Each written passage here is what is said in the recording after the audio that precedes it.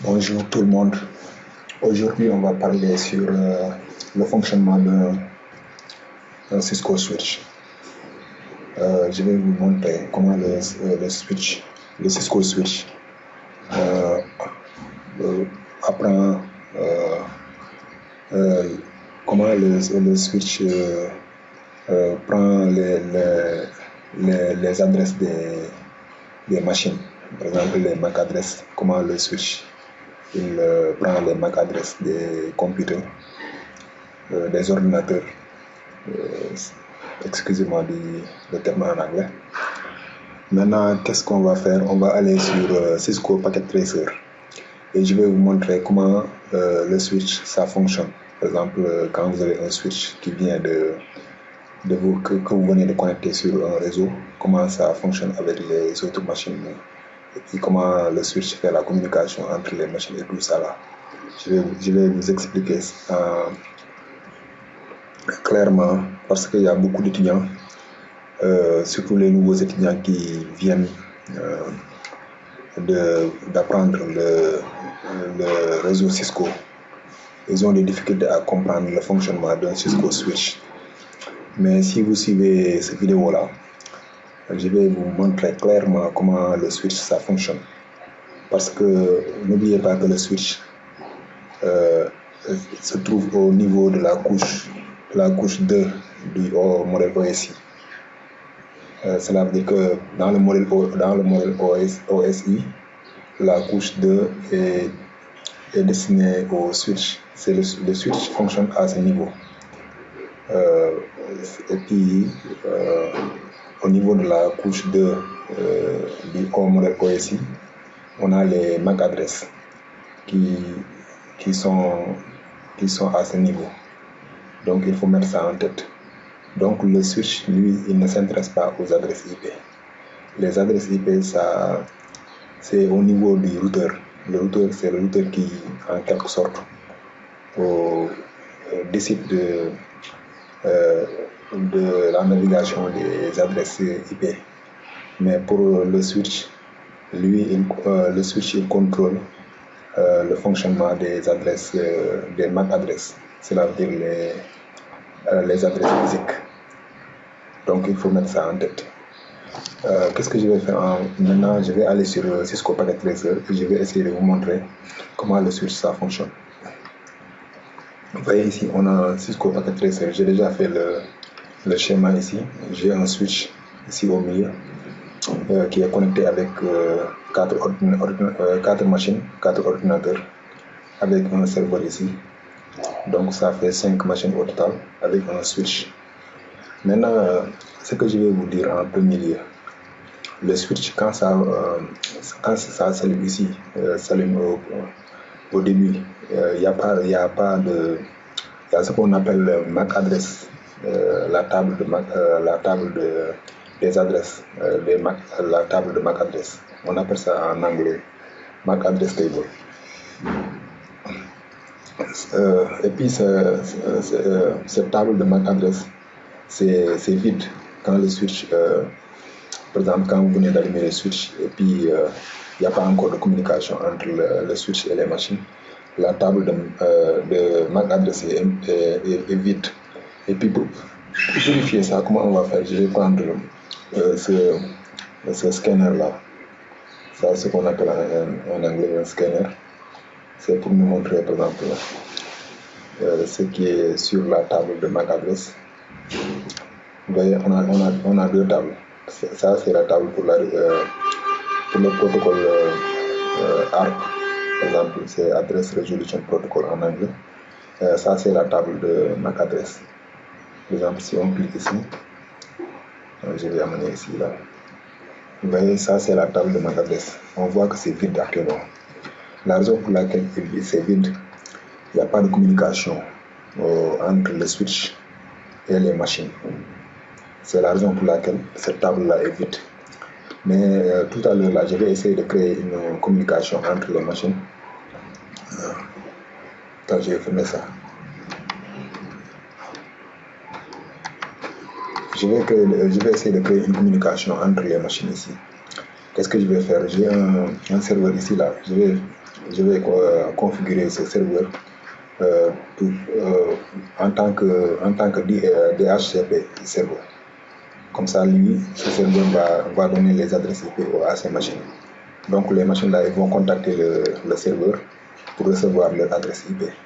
Et puis, à partir de cette communication, le switch aura la possibilité d'apprendre d'avoir l'information des MAC adresses des ordinateurs ici là. Par exemple, PC0, PC1, PC2, PC3. Pour ces ordinateurs-là, le switch aura la possibilité d'avoir leur MAC adresse. Parce que une fois que j'ai fait la configuration du serveur ici, maintenant ce serveur-là va donner les adresses IP. Au lieu de rester ici à parler, je vais essayer d'entrer en action là, comme ça vous allez mieux comprendre. Je vais aller sur le serveur ici. Vous voyez, le serveur est là. Pour configurer le serveur en tant que DHCP, si vous avez le Cisco Packet Tracer, ce que vous faites, c'est vous cliquez ici sur DHCP. Et puis maintenant, vous voyez que le service là, il dit on en anglais, cela veut dire que ça marche. Maintenant, vous mettez, puisque on travaille avec le switch là, je vous dis que le switch, lui, il ne s'adresse pas aux adresses IP. Par exemple, on n'a pas besoin, on est sur un seul réseau. On n'a pas besoin de quitter ce réseau là. Attends, je vais vous montrer. On n'a pas besoin on est sur un seul réseau. Donc, on n'a pas besoin de ce qu'on appelle default gateway. Donc, ce qu'on va faire là, on va essayer de configurer l'adresse IP qu'on va distribuer. On va distribuer par exemple 192 192.168 168.168.1 et puis point 100. On va commencer par l'adresse là-bas. Maintenant, qu'est-ce qu'on va faire? On va le maximum nombre, cela veut dire le maximum de users. On va faire 50. On va faire 50. Maintenant, le serveur, lui, on a besoin de configurer ça manuellement pour son adresse IP. Parce qu'il n'y a pas, si c'est lui qui sera le DHCP serveur, donc on va aller faire la configuration du serveur, on vient ici, on lui donne l'adresse 192.168.1.1. Et le masque, c'est 24 bit masque, 24 bits. Et puis, comme je vous ai dit là, on n'a pas besoin de default gateway parce qu'on travaille avec le switch. Donc, on ferme ici. Et puis, je pense que maintenant, ça marche, c'est bon. Maintenant, qu'est-ce qu'on va faire là?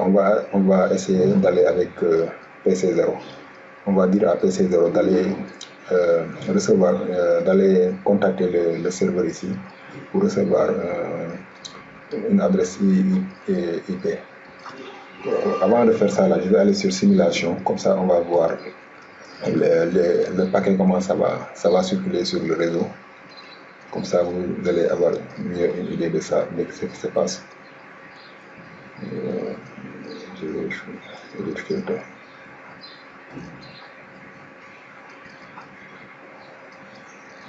Je vais prendre DHCP, je vais prendre ARP, je vais prendre ICMP. Ok, nous avons fait bien. Voilà, qu'est-ce qu'on va faire maintenant?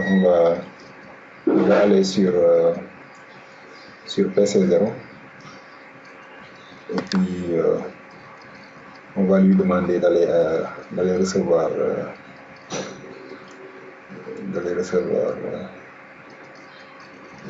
par exemple un DHCP, d'aller recevoir une adresse.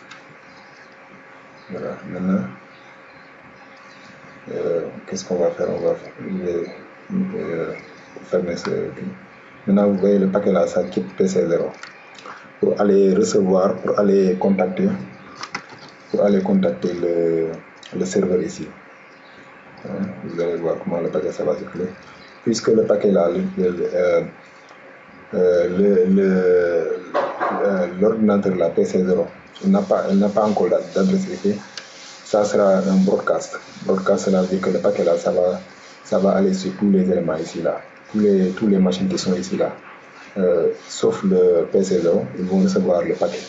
Puisque PC0, c'est lui qui a envoyé le paquet, lui il ne va pas recevoir encore le paquet. Mais le paquet, tous les ordinateurs qui sont ici là, ils vont recevoir le paquet. Il faut voir comment ça va passer. Vous voyez, le paquet là, ça va aller sur tous les ordinateurs. Mais puisque c'est le serveur, lui qui a besoin de ce paquet, les ordinateurs qui vont recevoir le paquet, eux, ils vont mettre un crochet rouge pour dire qu'ils n'ont pas besoin de ce paquet.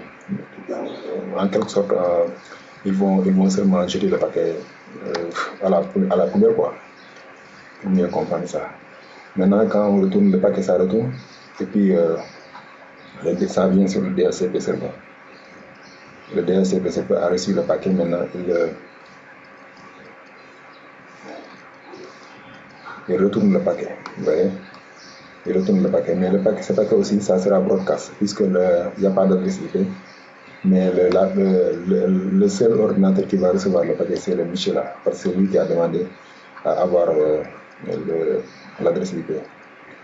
Vous voyez, ça va aller ici, mais tous les trois gars là, eux, ils ne vont pas recevoir le paquet. Vous voyez, le gars, il a reçu le paquet, mais attends, on va essayer de voir qu'est-ce qui va marcher. Ok.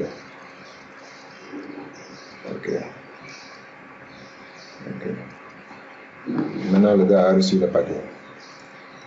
Il a reçu le paquet. Vous voyez, ces gens-là, eux, ils n'ont pas besoin de ce paquet. C'est le seul Michel là qui a besoin de ce paquet. Maintenant, il retourne le paquet. Parce que si vous voulez comprendre la procédure du DHCP là, j'ai fait une vidéo sur ça. Vous pouvez regarder ça, comment je vous montre, comment vous allez comprendre. Je n'ai pas besoin encore de vous expliquer la procédure, mais il y a 4 étapes durant l'acquisition d'une adresse IP. C'est la machine qui contacte le DHCP, le DHCP retourne le message, la machine envoie encore un autre message, et le DHCP aussi retourne le message. Ça se passe comme ça. Et puis, ça revient encore. Ok. Ça retourne, c'est un podcast. Maintenant, on va retourner sur PC0 pour voir qu'est-ce qui se passe. Vous voyez, PC0 a reçu son adresse. L'adresse qu'il a reçue là, c'est le 192.168.1.2. Voilà. Il dit successful, c'est un envoi. Maintenant, qu'est-ce qu'on va faire? On va fermer. Lui, il a reçu. Maintenant, on va essayer de voir qu'est-ce que le switch a eu. Le switch là, avec le MAC adresse. Le switch va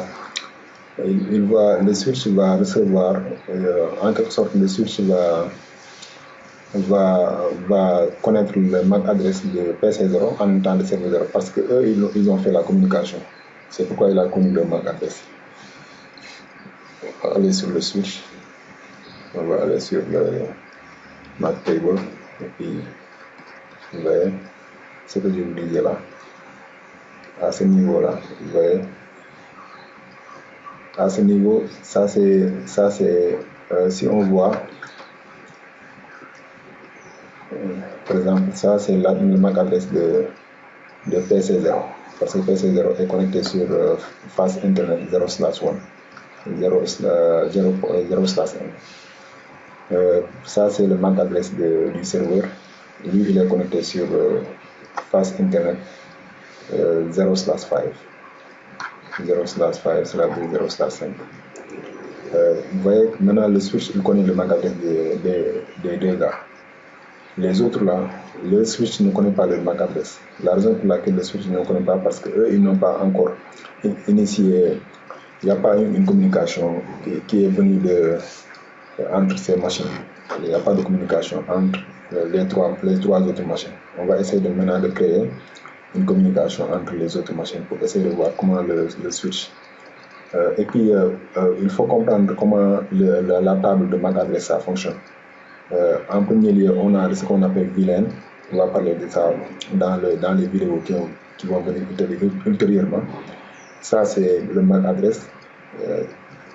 Donc, le switch a besoin du MAC adresse de la machine, et puis il a besoin de l'interface à laquelle il a appris le MAC adresse. Par exemple, pour le cas de PC0, l'adresse a été reçue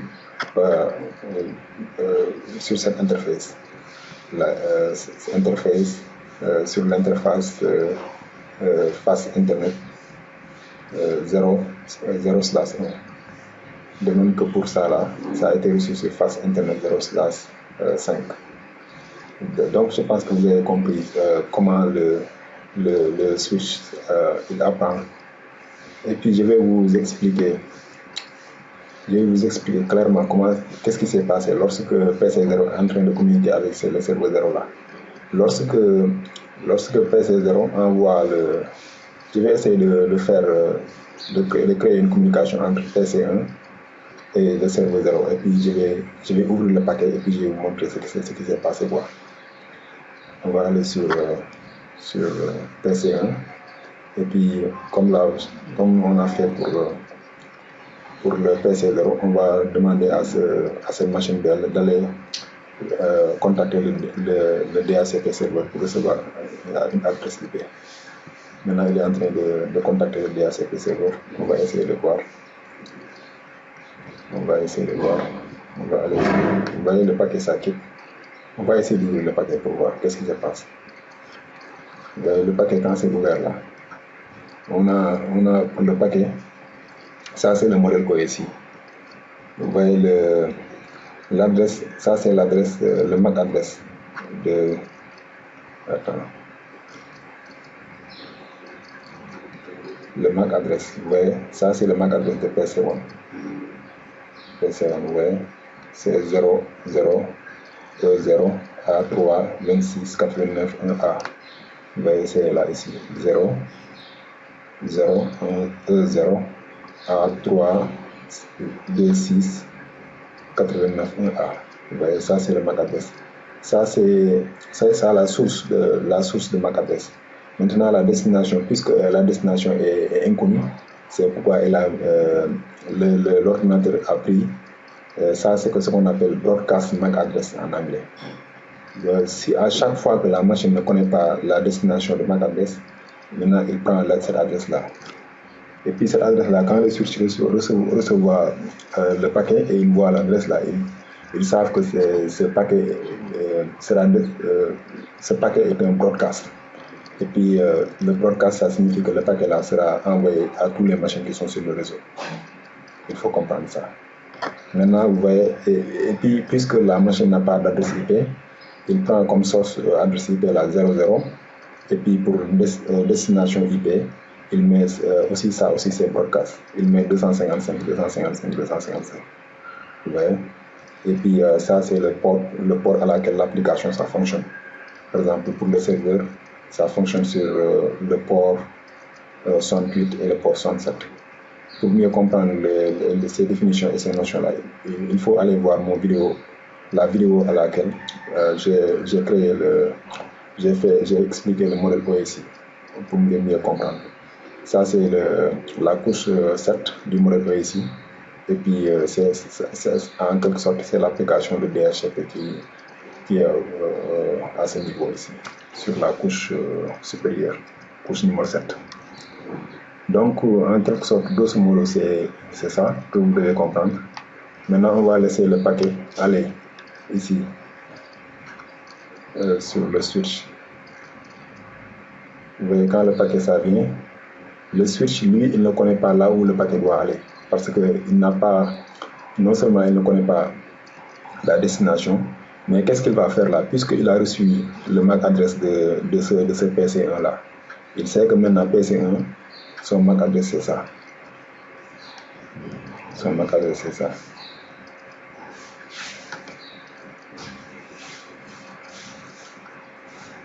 C'est que PC1, son MAC adresse, c'est ça.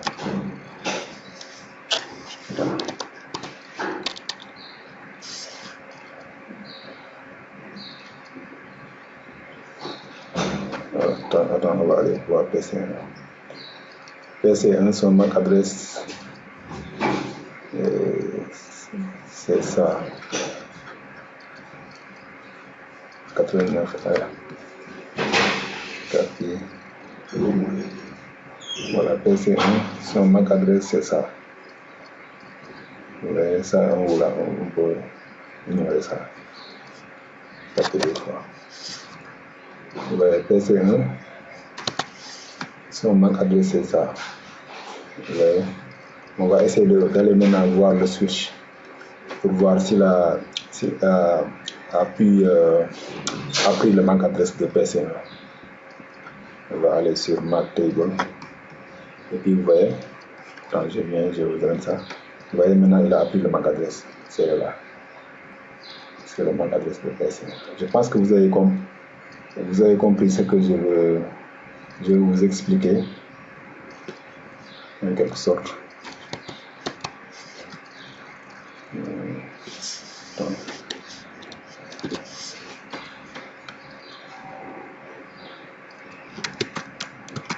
Voilà, c'est ça le MAC adresse de... C'est pas facile d'écrire sur le paquet trésor. Voilà, c'est ça le MAC adresse de... Vous voyez, c'est 0010A32689A. Vous voyez. Maintenant le switch, il a appris le MAC adresse de PC1. Maintenant, lui, il va, puisque la destination de MAC adresse n'est pas connue, il va envoyer le paquet.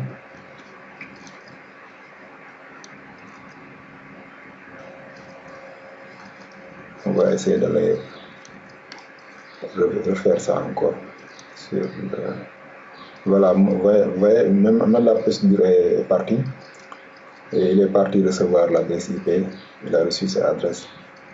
Et puis, donc le switch a gagné l'adresse, le MAC adresse de PC1. On va faire ça pour PC2. Pour voir, on va demander à PC2 d'aller recevoir une adresse IP, pardon, du moins. Vous voyez. Et puis le paquet aussi sera la même chose. PC2, vous voyez le MAC adresse est là. C'est la même chose ici. PC2, MAC adresse est là. Et puis le switch n'a pas encore le MAC adresse. Si on regarde la table, le switch n'a pas encore le MAC adresse de PC2. Mais si on laisse le paquet partir, vous voyez le paquet ça part. Attends, on va aller sur le MAC adresse du switch.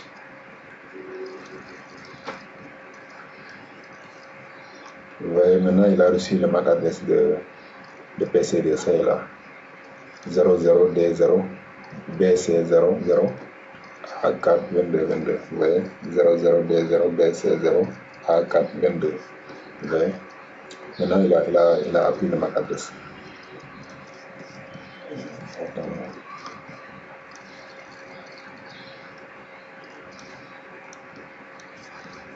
On va laisser le paquet partir. Vous voyez, ça c'est un broadcast, c'est la même chose. Mais le monsieur à laquelle ce gars-là avait parlé, PC2, c'est le serveur parce qu'il a besoin d'une adresse IP. Maintenant ça retourne, le paquet ça retourne. Ça va aller broadcast. Parce que la raison pour laquelle c'est broadcast, il n'y a pas encore d'adresse IP. Vous voyez. Maintenant le paquet ça retourne. Ça va. Ça revient jusqu'à en fin de compte, le PC2 va recevoir son adresse IP. Ouais.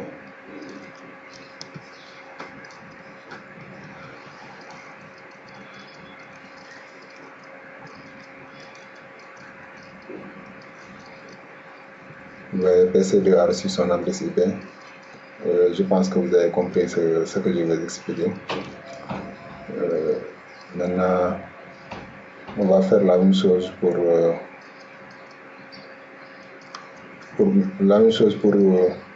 PC3, ça sera la même chose.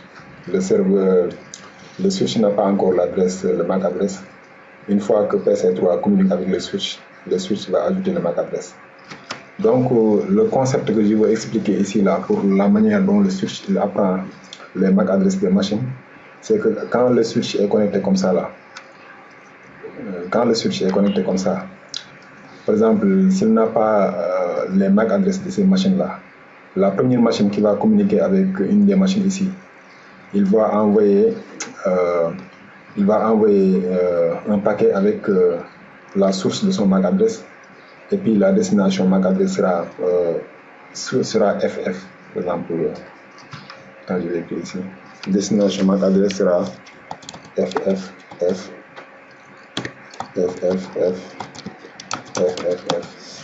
Destination MAC adresse sera FF. Quand le switch reçoit le paquet et voit que destination MAC adresse est FF, il savent que c'est broadcast. Maintenant, il envoie ça sur tous les machines qui sont ici. Par exemple, il envoie ça sur toutes les machines qui sont ici. Mais qu'est-ce qui se passe aussi? Qu'est-ce qui peut se passer aussi? Par exemple, si PC0 vous voulez communiquer avec PC3, et puis PC0 connaît le MAC adresse de PC3, mais le switch ne connaît pas le MAC adresse, PC0 va mettre pour destination de MAC adresse, il va mettre le MAC adresse de PC3. Mais quand le switch reçoit ici, puisque le switch n'a pas encore connu le MAC adresse de PC3, il va aussi lancer le paquet sur toutes les machines qui sont sur le réseau ici. Maintenant, lorsque quand le paquet sera lancé, les trois gars là, ils vont jeter le paquet.